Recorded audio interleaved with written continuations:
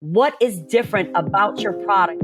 You got a story to tell, something gonna connect to somebody else. How to actually run a business versus having a vision for a business. A lot of people come to me and they say they're scared to take that next leap. Visual design is always going to be driven by the vision. And I just was like, how do I do this? What am I adding that they don't have? Hey, brand builders, ready to take your brand to the next level? I'm Dana Ammons, and welcome to the Brand Blueprint.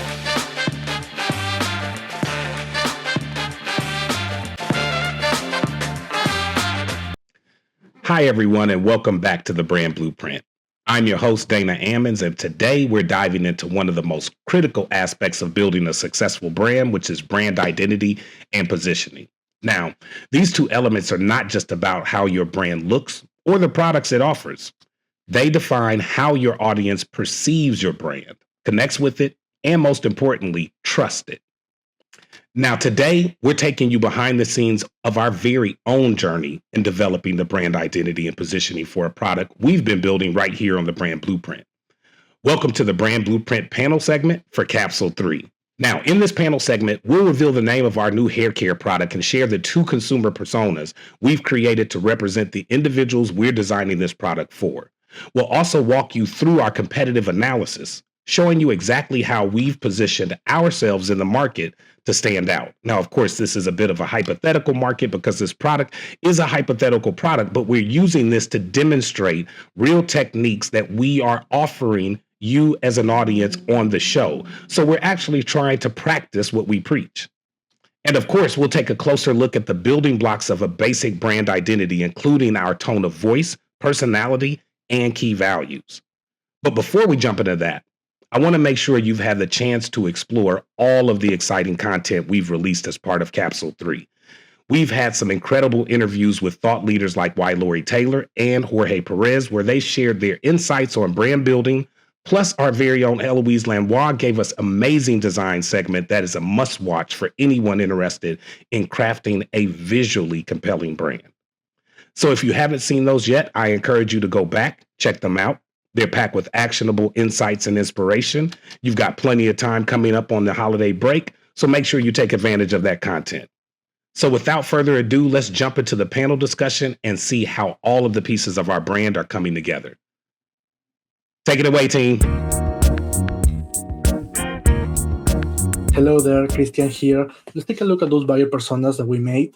So we used the information we got from the surveys that we made in the past. We talked about that more in depth in the Brand Data Lab.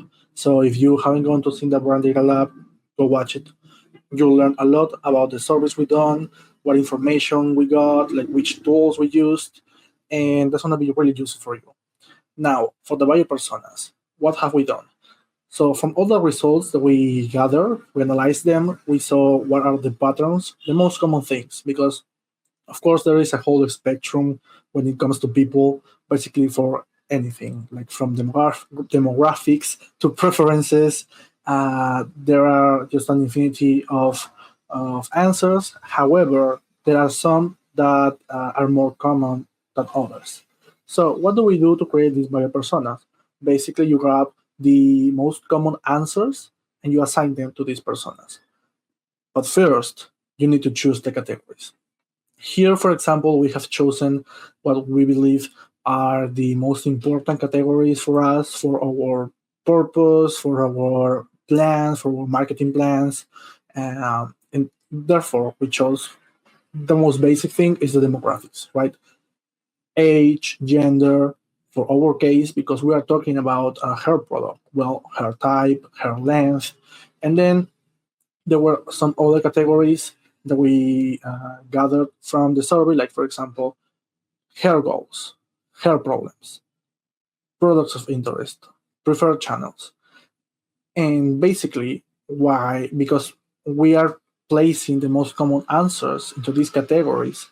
When we think about this persona and we make a marketing plan for them, then there is a really high chance that everyone from our, or at least almost everyone from our target, is going to find some aspect in which they identify with the persona.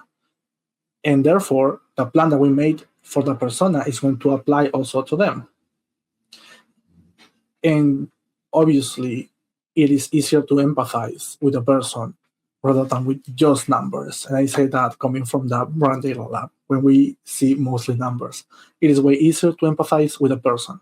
So it is not only throwing about like the answers to these categories, it is also about making a story alive for these personas. That's why we also have that biography. You make up a history that it should be common because, again, it has to allow as many people as possible to identify with them, and you think about them as like real people. And once you think of them like that, it is going to be easier to be in their shoes and think, well, these are the concerns.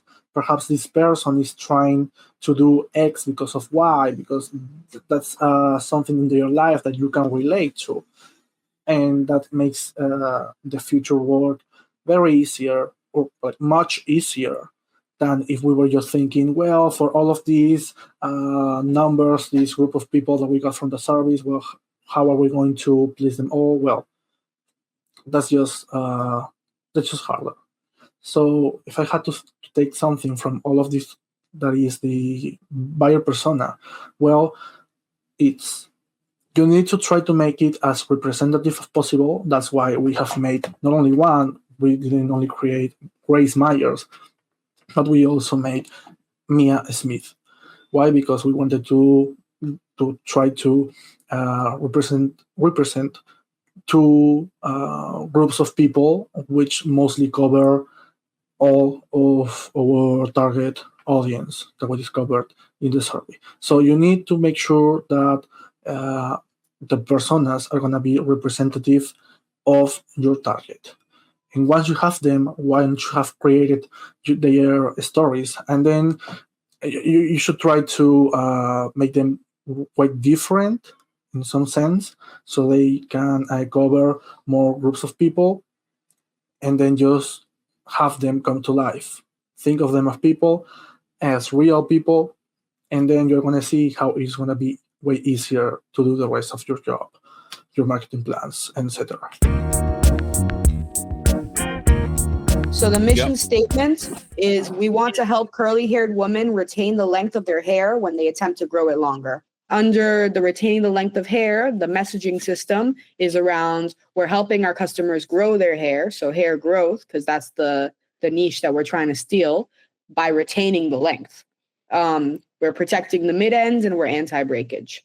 For the value 2, which was protection and moisture of hair, I just put that it's a protective serum and it's highly moisturizing. And then for value 3, which was about education about length retention versus hair growth, I put there's no way to change hair growth. You can protect the growth you have and you can retain your length while growing hair. So I kind of just expanded our values into like a couple of key points. One thing I do think you need to potentially do, though, is combine value 1 and value 2, because as Cataanda said, the result of keeping your hair moisturized is going to basically deliver on the retention of the length of your hair, right? I think the value of dispelling the myth of hair growth versus length retention may be our number one value. From our questionnaire, there wasn't that much of a myth that we found.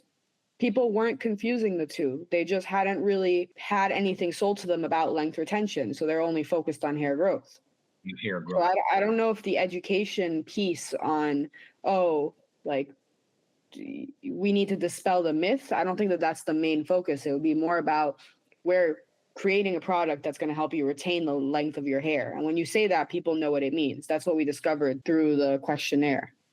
I guess where I'm going with it is I wanted to make sure we captured the reality that this product is not going to grow your hair, right? It's going to help you maintain length or retain length by delivering additional moisture and benefits, et cetera. So for me, that value piece probably is, I guess, the second one. Yeah, protection and moisture of hair, retaining. Like, it feels like value 2 is a causal factor for value 1. Are we only speaking to curly-haired women, or is this for everyone? No, that's a good point. I think it's technically for everyone. We know the problem's more exacerbated in curly-haired women, right? Or not. I don't even know if that statement was true. is hair breakage more prevalent in curly and textured hair types versus straight hair? I wouldn't say that. I would say that highly textured hair is more fragile, so it's more prone To breakage. to lack of elasticity. Yeah. Not necessarily breakage, but if there's lack of elasticity, then that causes breakage. But that can happen in any hair type. But since our hair is typically more dry, that we have a bigger focus on the moisture, hydration, and all that.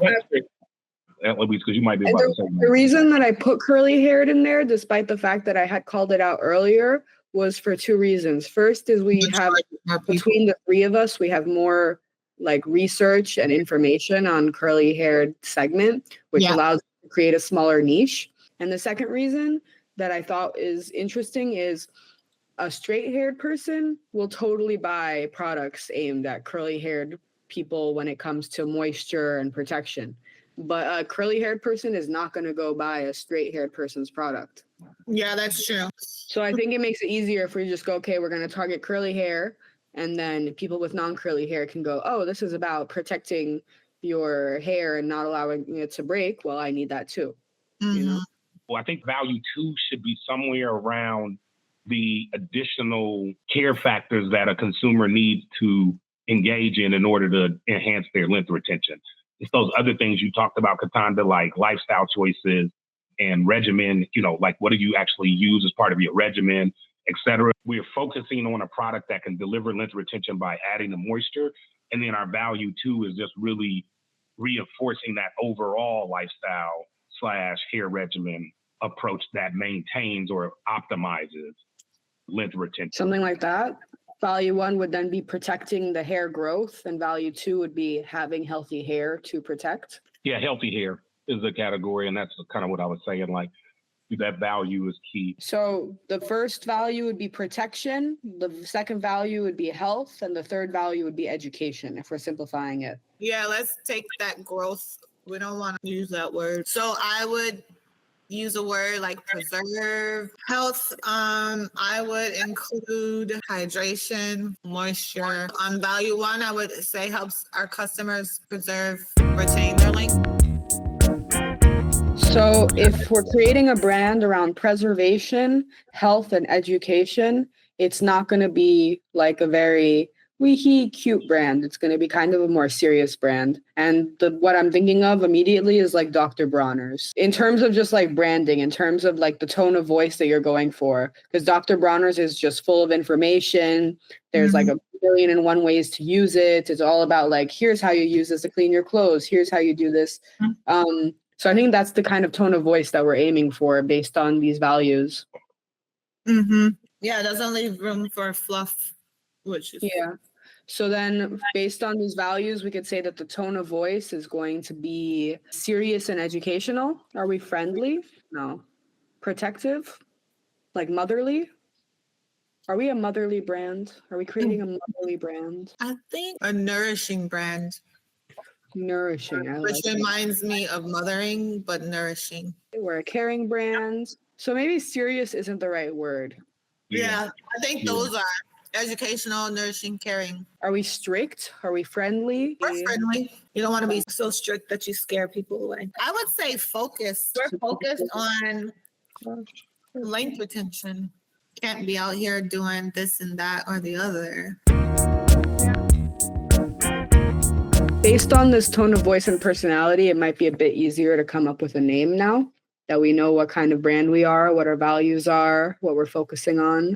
Here's the other quick question. Whatever brand name we come up with, would we launch other complementary products under the same name? I think This is just that's a product always the name, goal, to have a name that you could do line extensions versus coming up with a product that's standalone by itself in the name. Yeah. So if you had like Strand Pro, it would be Strand Pro Serum, Strand Pro Shampoo, You'd have to have the naming convention work across all the products. Pick a name that could extend across multiple products, but make it clear for our show, we're only focusing on this serum. I like the idea of having almost a call to action as a name, like preserve the curl. Dr. James presents Preserve the Curl. I actually like that. We can use that. I don't mind. Preserve the curl. Preserve the curl. It's not bad. Preserve the curl. I think I like that. I think that feels like it's got the best ring to it. You could do preserve the curl shampoo, preserve the curl conditioner, preserve the curl hair serum. Curl preserve? No, that doesn't sound right. That's less friendly and more like an order. Yeah. Okay. I like preserve the curl. I like preserve the curl. It's friendly. Yeah, and it makes me like, ooh, preserve the curl because that's what I want to do. Lock in the length. Length locker. No. That also sounds slightly violent. Preserve the curl. I really like that. It has a ring to it. I like it because you just need to write that in capital letters across the front of a little serum bottle. Like even just put it like vertically. Preserve the curl. Yeah, and very big letters. Simple. And people pick it up like preserve what? Okay. I like it. It works for me. I could see that going a lot. That can go a lot of different ways into styling products. The first step of the journey, which is discovery.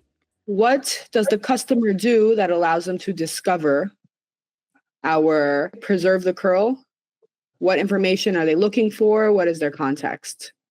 So the action is probably shopping for new products. Online no? research. Online research. Yeah. Online research in what, to be specific? I would say it would start at hair growth because that's what most people are going to search for first before we tell them, hey, by the way. So shopping for new products related to hair health, to be specific. Health, online research and hair growth. And let's say the touch point is they stumble upon some of the education, right? Is the touch point, or we could say maybe social media advertisements, maybe. Yeah, social media, paid advertising, and then recommendation. Word of mouth. Then if we're in needs and pain, so what do they want and what do they want to avoid at this point when they're just discovering what the brand is? So I would say in terms of need, they're looking for hair health. They're probably trying to grow their hair long or trying to make it thicker because I think most people who are looking at the oils are also looking at thickness, right? Stop the breakage. Yeah. Stop the hair loss. What are their pain points? Hair breakage, brittle hair, short hair. We have needs and pains, we have the touch points, and we have the customer feeling. I would say we could possibly add dull hair in there because dull hair denotes unhealthy hair. They're like, oh, my hair's so dull, the hair's no shine. So moving forward to the next one, which is registration. So they discovered the idea of length retention.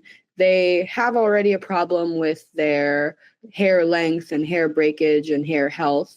And they've discovered us through an educational portion where we're talking about hair length retention, an advertisement where we're advertising the product, or a word of mouth from someone who is talking about one of those things.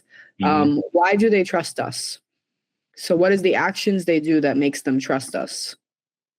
Number one, I think you confirm, you probably go to retail, confirm the product or the brand exists, right? Like trusting it is just like validation. They would look for like online information. So possibly within articles, like reputable articles or publications, they would look for, well, you've already got reviews. And then probably consult or refer to some sort, whoever they consider their beauty expert or subject matter expert. Like if you talk to your stylist, or your mom. Some people look. Yeah, you go to your validator, I guess. So while they're doing this process of validating us and making sure that they can trust us, what are their needs and pains in this point? Unbiased information is a need.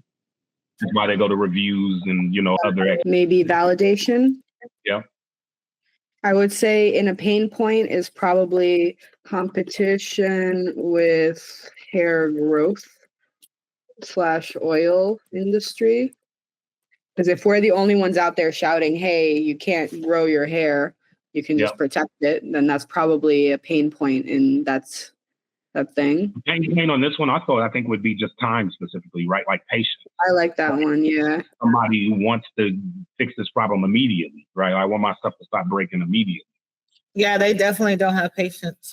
Maybe to be like a known brand. How do they interact with our service while they're looking for reasons to trust us? So that would be probably website, social media, retailer, and friends and family. Maybe the price could go in here as well because they're doing research, and maybe a pain point is like, oh, I want to try this product, but it's but the cost entry, is too high. Yeah. Then onboarding and first use. They did all this research. They decided to try the product to see if they like it. What are the actions that they're doing to try the product? So let's say daily, weekly use, maybe buys the product or receives a tester, perhaps. I think those cover it. So needs is probably, right, this is a serum.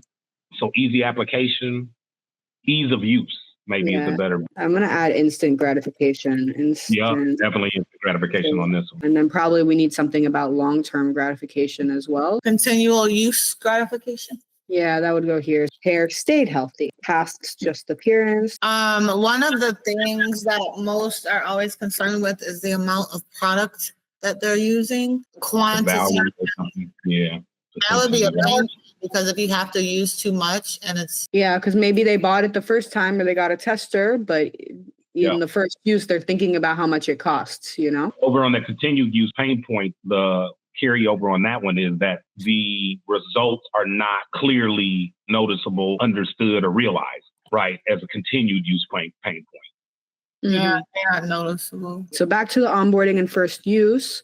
What are the touch points with our brand or company while they're doing this? So this is going to be specifically with the product itself. Packaging.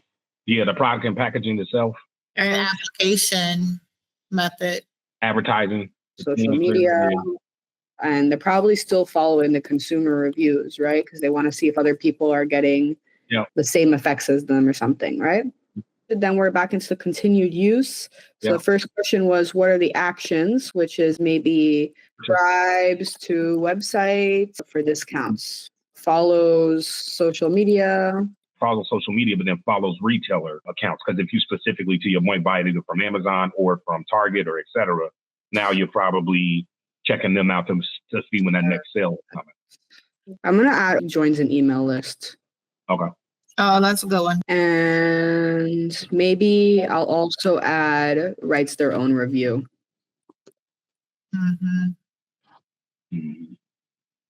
These were their wants and needs in this time. So long-term gratification, ability to grow hair longer without breakage.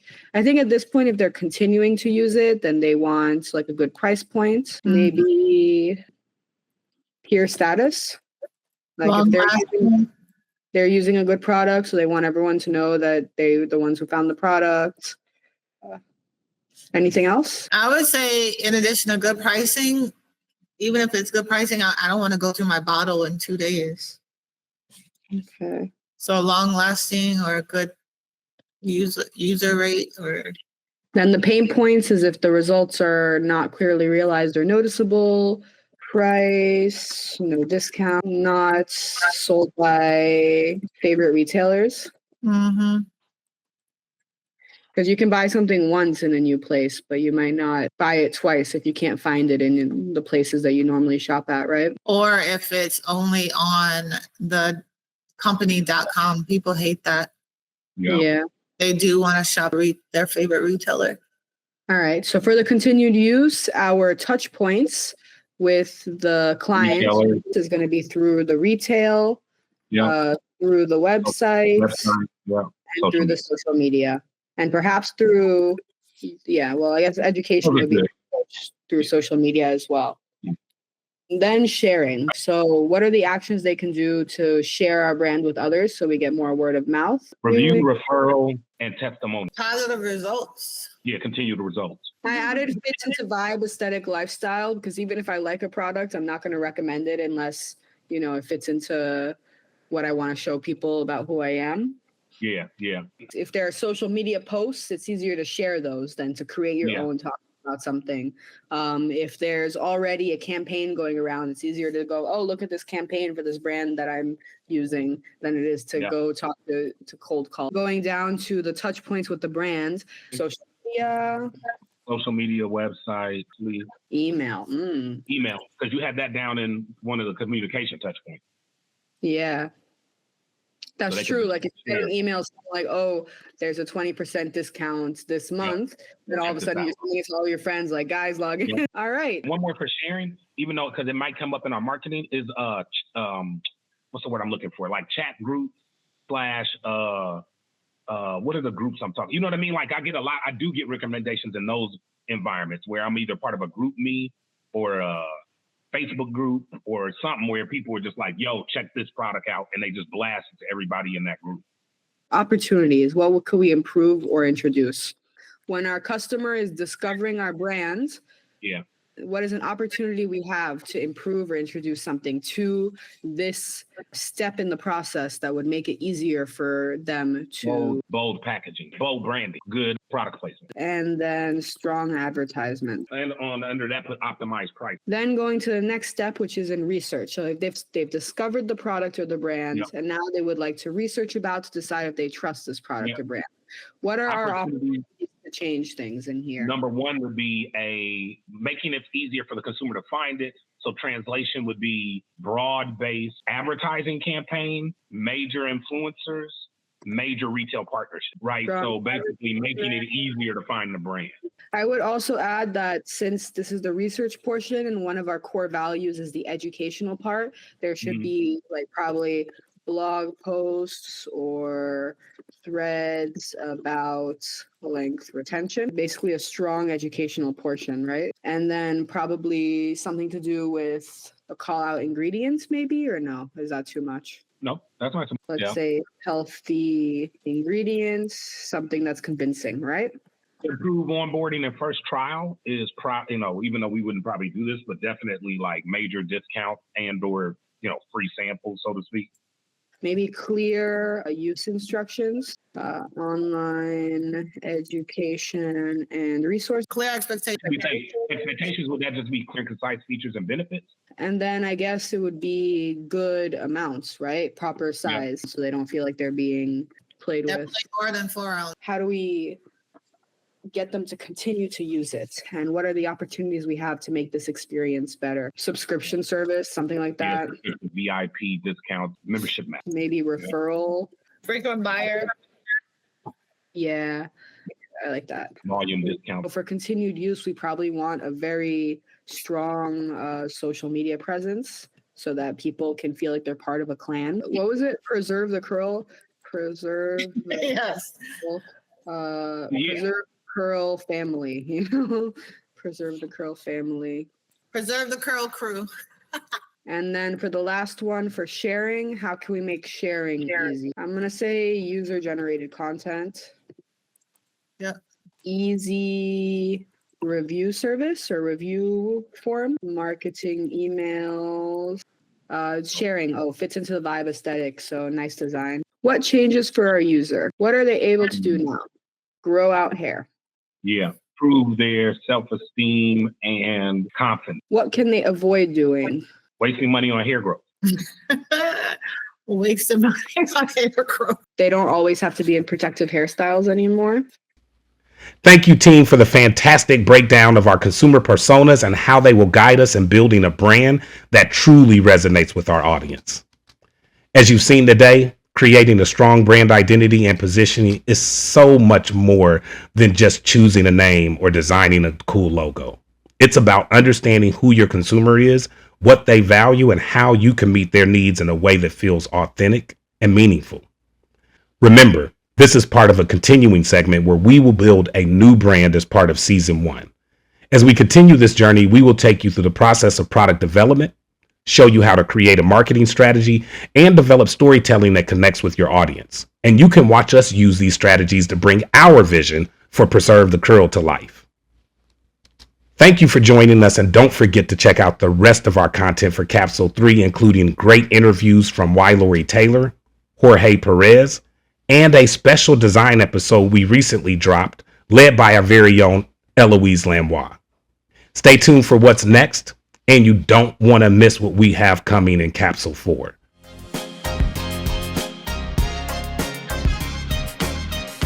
Thanks for joining us on the Brand Blueprint journey. Make sure to follow us on all of our social media platforms to stay updated. Watch the full episodes on our YouTube channel for an in-depth experience. Don't forget to subscribe to our website at thebrandblueprint.biz for exclusive content and materials. We're everywhere you need us to be.